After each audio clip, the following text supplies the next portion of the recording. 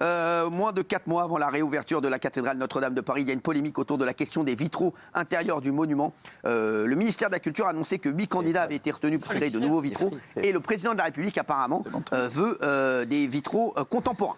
Des vitraux contemporains, donc pour changer, pour remplacer les anciens de Notre-Dame de Paris. Alors ça a fait un tollé incroyable, et c'est le coup de gueule de Fabrice Divisio qui est de retour. Comment ça va, Fabrice ? Ça va bien ? Ouais. Alors je rappelle, Covid-19, lettre à Cyril Hanouna, ça me fait bien plaisir ça. Comment vous allez, Fabrice ? Ça fait longtemps que je ne vous ai pas vu. Je suis là.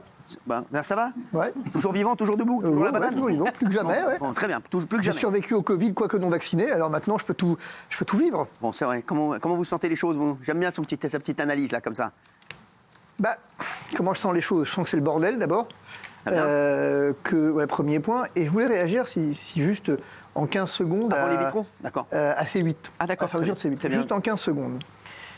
Peut-être que tout le monde prend le problème à l'envers dans cette histoire de C8. C'est-à-dire que, pour faire simple, moi je ne sais pas si C8 mérite d'être fermé ou pas, ça, quelque part, c'est pas mon affaire. Ce que je note, c'est qu'on entend beaucoup parler de pluralisme de l'information, que C8 ne respecterait pas le pluralisme de l'information. Alors il faut, respecte le plus. pour comprendre ça, se placer un peu en amont et un peu en aval. En amont, en 2017, Contrepoint titrait « Les médias, à force de soutenir Emmanuel Macron, vont-ils le faire perdre ?» À cette occasion, personne ne s'est posé la question de savoir s'il y avait une indépendance de ligne éditoriale. RMC BFM, le groupe RMC BFM vient d'être racheté par Rodolphe Saadé, dont on sait qu'il est un proche, très proche d'Emmanuel Macron. Personne ne s'interroge sur la ligne éditoriale. Et à qui a été confiée la fréquence hertzienne donc dévolue jusqu'ici à C8 et Énergie 12 ? Donc ceux qui ont récupéré la... C'est ça, notamment, c'est un groupe qui appartient au milliardaire Kretinsky. Et Kretinsky, c'est intéressant parce que, qu'est-ce que nous dit le biographe de Kretinsky ?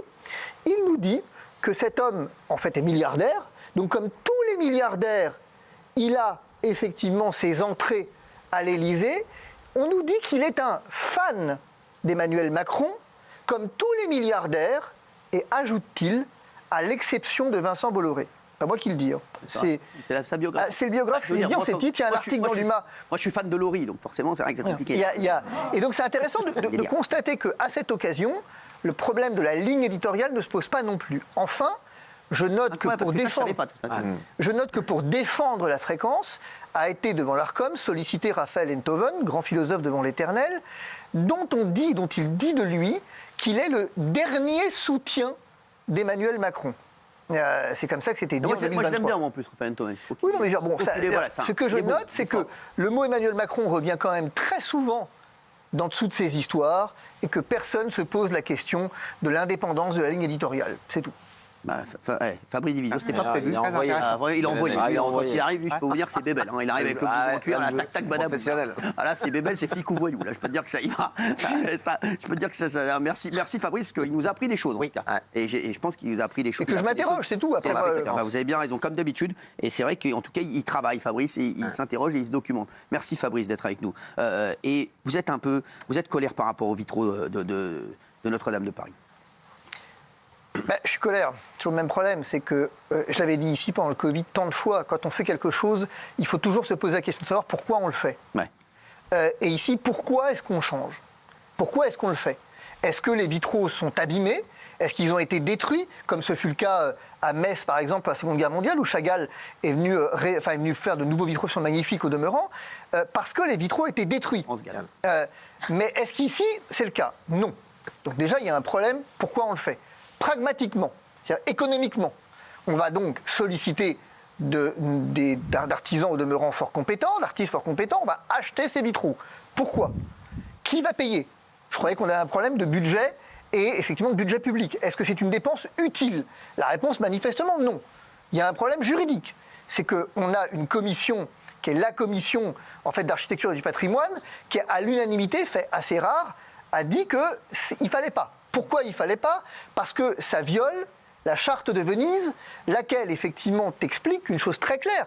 Tu ne peux finalement mettre du contemporain, tu ne peux remplacer par du contemporain uniquement lorsque tu ne peux pas faire autrement et que ça a été détruit. Au demeurant, il y a un autre élément, c'est que ce coup-là, on nous l'avait déjà fait avec la flèche.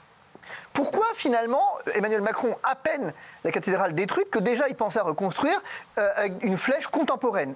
Et pourquoi la commission a dit non? Elle a dit non parce que précisément, quoi que ça ait été détruit, on savait faire avec les éléments de l'époque, on avait les plans, on savait faire, et que donc il y a une obligation, c'est pas un droit, c'est une obligation de respecter ce qui avait été effectivement ainsi prévu par la Charte de Venise. Bon. Alors, Gilles Verdez. Je suis totalement contre. Pourquoi? Mais parce que... Fabrice Divisio? Non, pas du Je suis tout. sûr que ça n'aurait pas été Fabrice Divisio, tu aurais été pour. Pas du tout. Mais quel mytho, mais quel mytho, mais je le connais par cœur. Mais non, pas du tout. Arrête mais... un peu. Toi, tu veux des vitraux contemporains à Notre-Dame? j'ai rien. Eh ben alors, c'est tous. Non, mais c'est incroyable parce que tu n'as aucune constance. Comment ça? Toi, tu voudrais des vitraux contemporains à En fait, Notre-Dame. je mets non, maintenant je dis rien et vous me tombez dessus pendant 3 minutes. Parce que Gilles Verdez, qui veut pas des vitraux, qui veut des vitraux contemporains à Notre-Dame, arrête un peu, Gilles Verdez. Normalement, si tu suis ta ligne, je suis désolé, t'es contre. Non, ma ligne, c'est la modernité. Arrête un peu, c'est ta modernité, mais regarde-toi. Arrête un peu, la modernité. Arrête un peu. Non, mais t'as une coupe de renard. Arrête un peu. C'est les anciens contre les modernes. C'est Notre-Dame à l'identique, mais inscrite dans la modernité. C'est ça qui est magnifique. La modernité, Gilles, s'il n'y a pas le choix. Il est fou, ce mec, il est fou. Si effectivement les vitraux avaient été endommagés, on se dit il n'y a pas le choix. Je vois pas là. Là, c'est de la modernité pour la modernité. Oui. Mais et vous savez bien que chaque président a envie comme ça d'imprimer sa marque. Exactement là. C'est-à-dire qu'en fait, ce que veut Emmanuel Macron, c'est juste laisser son empreinte dans l'histoire. Mais il l'a déjà laissé. C'est celui sous le mandat duquel Notre-Dame a brûlé. Donc il n'y a pas de problème. Et je comprends. Non, mais je comprends l'idée selon laquelle il veuille finalement restaurer son image. Il en a tellement besoin en ce moment. Mais de grâce, qu'il ne le fasse effectivement pas sur le dos du patrimoine national. C'est pas comme ça que ça fonctionne. C'est tout. En revanche, une précision sur l'argent, ce sont toujours les donateurs qui vont payer. Mais justement, les donateurs, ils ont demandé C'est juste une info que j'avais pas. Réveillez. C'est pas le cas, c'est les donateurs. Donc il y avait un chien qui est arrivé sur le plateau. Il fait bien de dire ça parce que les donateurs ont demandé ce que ce soit refait à l'identique et c'est pour ça qu'ils ont donné. Voilà. Donc déjà, si tu le refais pas à l'identique, tu contreviens à ce qu'ils ont demandé. À ce moment-là, il faut rendre l'argent. Voilà. Non mais c'est pas dit le contraire. Géraldine Maillet, elle est dans le, elle est non, je le comprends. Géraldine Maillet, j'étais sûr qu'elle allait dire non. ah oui, pourquoi? Bah oui, parce que je vous connais. Déjà, c'est une décision d'Emmanuel Macron, donc forcément. Alors non, pas du Ah tout. si, bah justement. déjà, bah si. Non, Voilà. je remarque que c'est le comeback de Maître Il y a ça, Dividio, ah oui. que je suis ravie de revoir. Donc après le Covid Bah, et lui les aussi, il est vaccins, ravi de te revoir. revenu avec les vitraux et Notre-Dame. Mais alors, ça te dérange Je de le reviens voir avec le droit, vous savez, cette notion qui vous est. Non, mais attendez. En revanche, Non, mais je reviens juste avec le droit. C'est une notion qui, sur ce plateau, vous a échappé tout au long du Covid. Elle continue de vous échapper aujourd'hui, j'y peux rien. Elle va te moi. niquer ta race. Non, mais je veux dire. Non, mais pardon. Non, mais vous comment. Non, mais si vous voulez. C'est pas Verdez, hein. Je pense que effectivement la flèche, prendre de la hauteur et Notre-Dame, c'est pas un truc que vous savez faire. Ça, j'ai bien compris. mais Turquie, je peux te dire que évidemment, Maître Dividio, vous m'avez habitué. Et encore une fois, sur ce plateau, vous avez Alors, dit c'était quoi votre une fake news énorme fake news. Quand Là, C'est-à-dire aujourd'hui, que, oui, absolument. C'est quoi Eh ben, c'est pas du tout Emmanuel Macron qui a décidé pour ses vitraux c'est ce que tout le monde contemporains. dit. Eh ben, c'est faux. C'est qui? C'est votre. Eh ben, c'est Monseigneur Ulrich. Et le Absolument diocèse pas. de Paris. Vous savez tout mieux que les autres. Absolument Ben pas. oui, parce que je Vous me suis voyez renseignée, j'ai travaillé toute Excusez-moi, l'après-midi. excusez-moi. Vous voyez, je vous avais déjà dit sur ce plateau, quand on ne sait pas, on se tait. Vous auriez dû appliquer cette doctrine. Vous venez. Vous voyez, je veux dire, excusez-moi, parce que la différence entre vous et moi, c'est qu'a priori, je connais un tout petit peu la question. Vous voyez, Moi, j'ai travaillé. vous savez quelle est la différence? Excusez-moi. Vous savez que la loi de 1905, eh bien, a distingué le propriétaire de l'affectataire, et qu'en aucun cas l'archevêque de Paris, au demeurant, ce que vous dites, parce que c'est pas tout à fait exact, mais peu importe, il n'a aucune voix au chapitre. Aucune. Absolument pas. Mais enfin, juridiquement, c'est la loi de 1905. Moi, je crois le propriétaire, sinon c'est l'Église qui reconstruirait. Enfin, réfléchissez 2 minutes. Jean-Michel, on est d'accord avec Fabrice. Évidemment, mais elle parle comme ça, mais c'est du vent. Mais enfin, attendez, vous me dites, vous me dites quoi? Vous me dites moi, je trouve que c'est formidable que le 21e siècle apporte sa contribution. Excusez-moi, ce que vous avez pensé pendant le Covid, tout le monde s'en est fichu. Aujourd'hui, ça nous intéresse. S'il vous plaît, Géraldine, merci. Non, mais je voudrais juste essayer de comprendre votre propos. Dites-moi. Vous m'expliquez que donc l'Église, par la voix de son archevêque de Paris, a effectivement une voix délibérative sur la question des vitraux. Absolument. Mais vous racontez n'importe quoi, c'est fou ça. Mais vous avez raconté n'importe quoi pendant le Covid et vous continuez. Mais écoutez, ce que je vous propose... Mais c'est la loi de 1905. Ce que je vous propose, c'est que je vais envoyer toutes les preuves à la production et on verra qui a raison. Mais c'est pas un problème de preuve, c'est un problème de droit. Mais c'est un problème de preuve. Mais qui a avocat ici? qui est avocat. Mais dans ces cas-là, Mais pourquoi il a perdu tous ses procès, réfléchissez donc, 2 minutes. vous parlez, Essayez autant C'est que une faire imposture, donc. pas avoir un blouson comme ça. Essayez autant que faire se peut de réfléchir 15 secondes. Ouais. Essayez de réfléchir. Pourquoi dans ces cas-là, c'est l'État. Excusez-moi. Pourquoi c'est l'État qui finance les réparations? Il a bien gagné. Parce que c'est l'État qui est propriétaire. Évidemment que c'est l'État qui est avoir propriétaire. le blouson de Bébel dans Et donc la c'est glace. lui qui décide. Et pourquoi la commission consultative nationale du patrimoine de l'architecture a été consultée? Ben, c'est juste consultatif. Mais alors laissez-moi rire. Non mais Fabrice. Non mais bon quoi. Ben, c'est compliqué pour vous de parler à quelqu'un s'il vous plaît. aussi bête que moi. Vous êtes Non, comme mais s'il vous votre plaît, maître quoi. de S'il route vous qui me regarde S'il avec vous plaît, les ah bon, cris. excusez-moi. Bon. Bref. Fabrice, expliquez-lui gentiment. Ah non.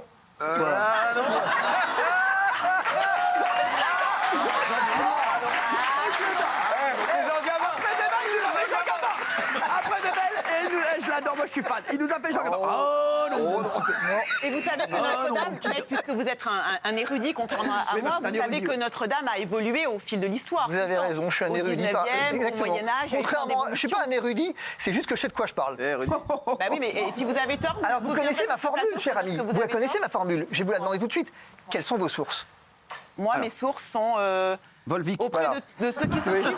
À peu près ça, Volvic compris. Non, ne soyez Parce pas non que plus le les seul clients, critère parce que applicable ça- dans la matière, c'est la loi de 1905. Oui. Tous les édifices construits avant 1905 sont à la charge de l'État, en tout cas, des pouvoirs publics. Et donc c'est à eux qu'incombe la réparation. Et d'ailleurs, c'est l'un des gros problèmes quand, par exemple, la municipalité laisse dépérir les édifices religieux. Demain matin, c'est pour ça que Notre-Dame a été interdit. Parce qu'il y avait un danger pour le public et c'est l'État qui était responsable.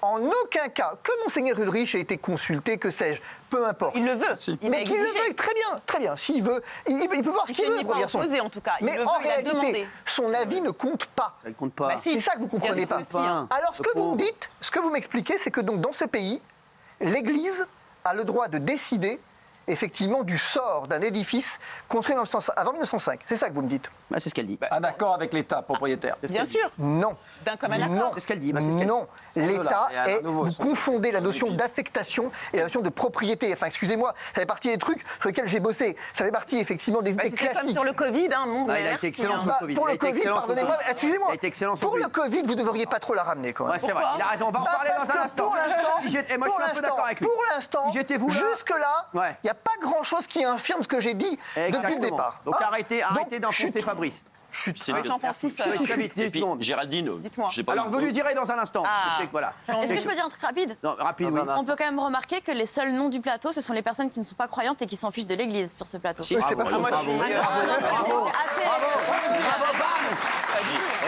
Ah, mais attendez, les mecs, il y a Divisio qui a commencé, l'autre elle a fini le travail. Allez, on se retrouve dans un instant. Et Fabrice Divisio qui reste avec nous.